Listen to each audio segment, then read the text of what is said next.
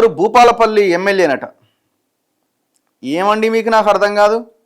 ఏమన్నాడట, వార్తలు రాస్తే రాయండి లేకపోతే లేదు, రాసినా ఏం పీకరట.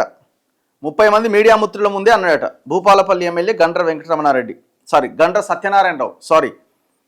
వెంకటరమణారెడ్డి పాత ఎమ్మెల్యే సత్యనారాయణరావు మాట్లాడినట్టు ఈ మాట. మరి అదే జర్నలిస్ట్ లేకపోతే మీకు ఇవాళ ఎమ్మెల్యే గిరి ఎక్కడిది సార్? సత్యనారాయణరావు గారు గింత అహంకారంతో ఎందుకు మాట్లాడుతున్నారు? పదవి రాగానే అయిపోయిందా? మళ్ళీ ఎలక్షన్లకు ముందు అందరు గుర్తొస్తారు, నా వార్త రాయి, ఇది రాయి, అది రాయి, ఇట్లా రాయి, అట్లా రాయని. ఎంత అన్యాయము. లోకల్ పేపర్లో ఈ వార్తను కూడా రాసినట్టున్నారు. అసలు ఏ రకంగా మాట్లాడతారు మీరు? ఇగో మెట్రో పేపర్ అటు, ఇది మెట్రో పేపర్లో వాళ్ళు రాయడం జరిగింది. అవమానించబడ్డ కలం, భూపాలపల్లిలో నల్ల బ్యాడ్జీలు ధరించి జర్నలిస్టుల ర్యాలీ, ధర్నా. కాకతీయ ప్రెస్ క్లబ్ నుంచి అంబేద్కర్ సెంటర్ వరకు కొనసాగిన ర్యాలీ. అంబేద్కర్ సెంటర్లో ప్లకార్డులతో ధర్నా నిర్వహించిన జర్నలిస్టులు. సోమవారం నాటి మంత్రుల పర్యటన బహిష్కరించి నిరసన తెలిపిన జర్నలిస్టులపై ఎమ్మెల్యే గండ్ర సత్యనారాయణరావు చేసిన వ్యాఖ్యలు వెనక్కి తీసుకోవాలని డిమాండ్.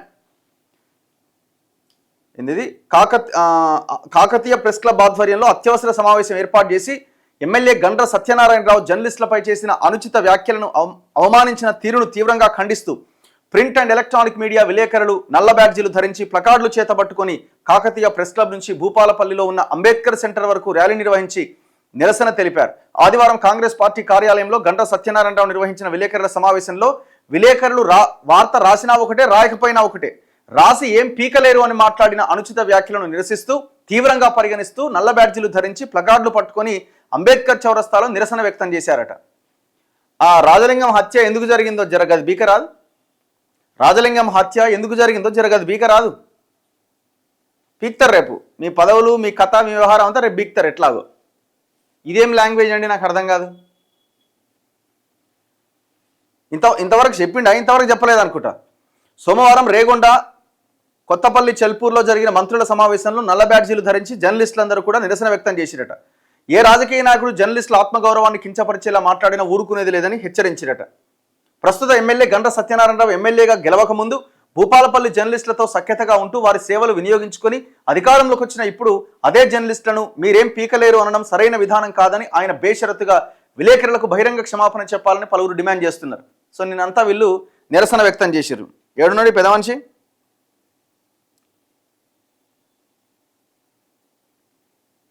గండ్ర సత్యనారాయణరావు.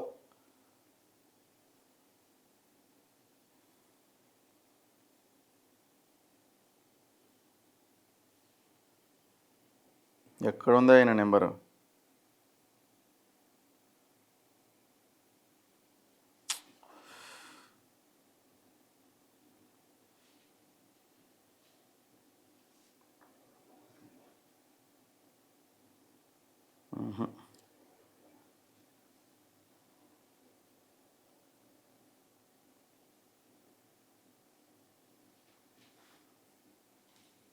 మిస్ అయింది. ఓకే, నేను మళ్ళీ మాట్లాడే ప్రయత్నం చేస్తా లైవ్లో కొద్దిసేపు అయిన తర్వాత.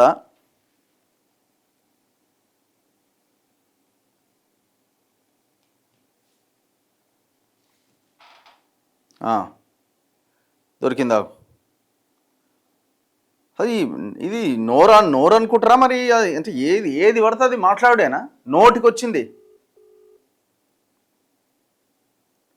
జనాన్ని కూడా అంటారేమో, ఎందుకు వేసిర్రా బాయ్ మీరంతా ఓట్లు, మీరు వేసినా ఒకటే, వేయకపోయినా ఒకటే, మీరు నన్ను ఏం బీకలేరు అంటాడేమో.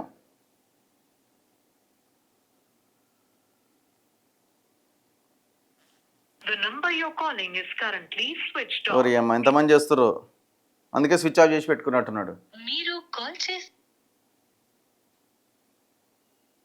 గండ్ర పిఆర్ఓ నెంబర్ ఏదో ఉంది, ఒక్క నిమిషం. The number you have dialed is currently busy. Please try later.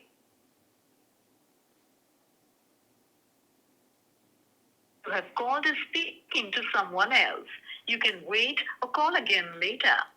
మీరు కాల్ చేస్తున్న వ్యక్తి మరొక కాల్లో బిజీగా ఉన్నారు. మీరు వేచి ఉండండి.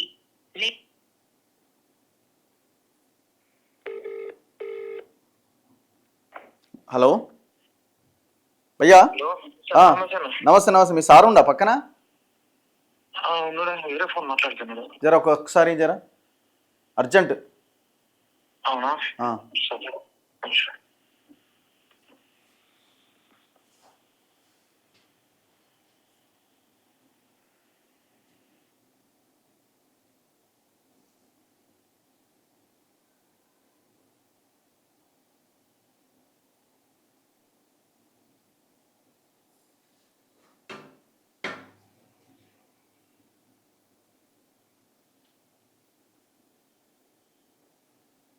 హలో, ఎటుబాయ్? హలో,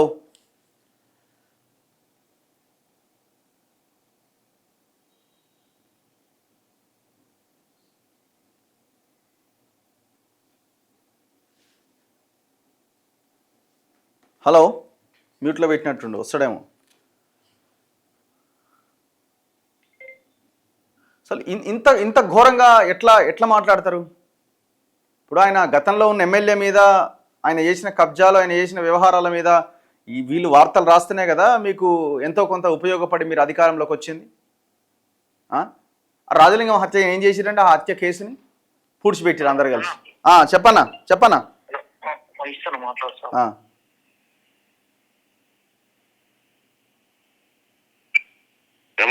నమస్తేనే. ఏం లైవ్లో ఉన్నారు మీరు?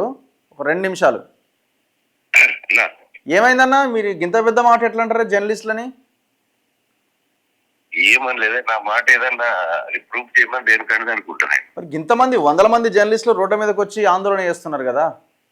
ఒక్కరంటే సరే, ఒకరిద్దరు చేసిరంటే ఓకే. ఏమనలేదే, నా వాయిస్ ఉండాలి కదా నేను అన్నది. వాయిస్ అంటే మీరు ఆఫ్ ది రికార్డ్ అంటే ఉండదు కదా.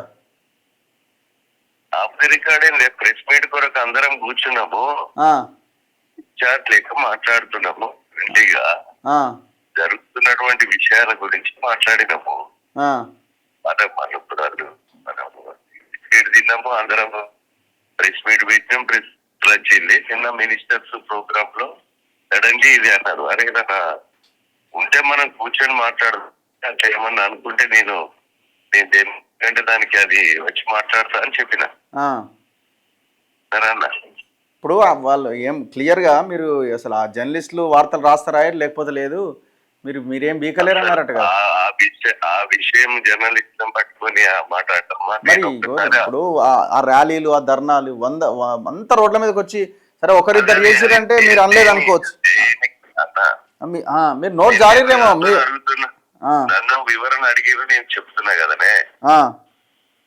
నేను ఆ విషయము మాట్లాడింది 20 మంది 30 మంది ఉన్నారు ప్రెస్ మీట్ లో. ఆ విషయం నేను అనలేదు. నేను వాళ్ళని ప్రెస్ వాళ్ళని అడుగుతున్నానులే. జరుగుతున్న పరిణామాలు ఏదైతే ఉన్నాయో కాన్స్టిట్యున్సీలో ఇసుక మీద గాని, టోటల్ ఇందిరమ్మ ఇళ్ళ గురించి గాని, మా వాళ్ళు చేసే అవినీతి మీద ఈ రకమైనటువంటి విషయాలు మాట్లాడా. మనము ప్రెస్ పట్టుకొని వాళ్ళంతా నాకు ఫ్రెండ్షిప్ గానే ఉంటారు.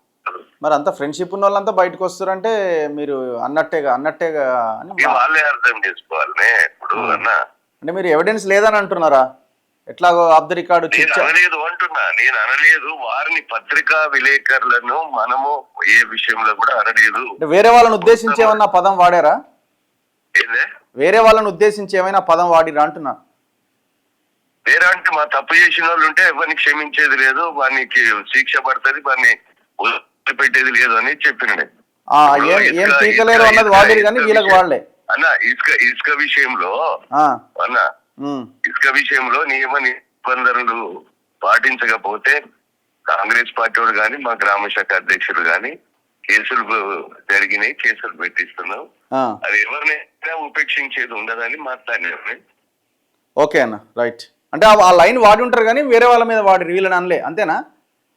వాళ్ళు వేరే వాళ్ళను డైరెక్ట్ గా అన్న తప్పు చేసిన వాళ్ళను ఎవరిని కూడా ఉపేక్షించేది లేదు అన్న. ఒకవేళ మన పత్రికా విలేకరున్నా కాంగ్రెస్ పార్టీ ఉన్నా ఎవరినున్నా ఇది వదిలిపెట్టేది లేదు, నిజాయితీగా పనిచేస్తున్నాం అనే విషయాన్ని మనం వాడినమే. అంటే వాళ్ళు తప్పుగా అర్థం చేసుకున్నారేమో, వీళ్ళకి అన్వయించుకున్నారంటారా?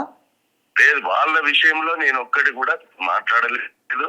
ఒకవేళ మాట్లాడినట్టుగా వాళ్ళకి అనిపిస్తే కూర్చొని నేను మాట్లాడతా అని చెప్పింది అన్న. ఓకే అన్న, రైట్ రైట్. థ్యాంక్ యూ అన్న. రైట్. ఇక ఆయన మాటలను బట్టి క్లియర్గా అర్థమవుతుంది ఆయన అన్నాడని. ఇప్పుడు ఫస్ట్ ఏం అసలు నేను ఏం అనలేదు అన్నాడు. అవతలోని ఇసుక మాఫియాలని వాళ్ళని వీళ్ళని గురించి మాట్లాడి అన్నారు. అంటే దీన్ని బట్టి ఏం అర్థం చేసుకోవాలి, వాళ్ళని అన్నది వీళ్ళు అనుకున్నారు అని అనుకోవాలి. రెండు ఆలోచనలు బట్టి చూస్తే మనకి ఏమర్థమవుతుంది, రెండు విధాలుగా మాట్లాడేదాన్ని బట్టి చూస్తే 100% అన్నాడు కాబట్టి ఇంతమంది బయటకు వచ్చారు. అక్కడ రికార్డ్ ఎట్లుంటుంది, చిట్చాట్లో రికార్డు ఉంటుందా? చిట్చాట్లో రికార్డు ఉండదు కదా. మరి ఆయనకి ఎందుకు కోపం వచ్చింది, ఇలా అనంత కోపం ఎందుకు వచ్చింది? ఇంత ఘోరంగా తయారయ్యారు చూడండి. పవర్ వస్తే అంతే, అధికారం అనే వస్తుందండి కథం తలక ఎన్నో ఉంటుంది. ఇక చలో మాట్లాడదాం. ఆంధ్రజ్యోతి విషయానికి వద్దాం. ఆంధ్రజ్యోతిలో ఇవాళ కనిపిస్తున్న వార్త,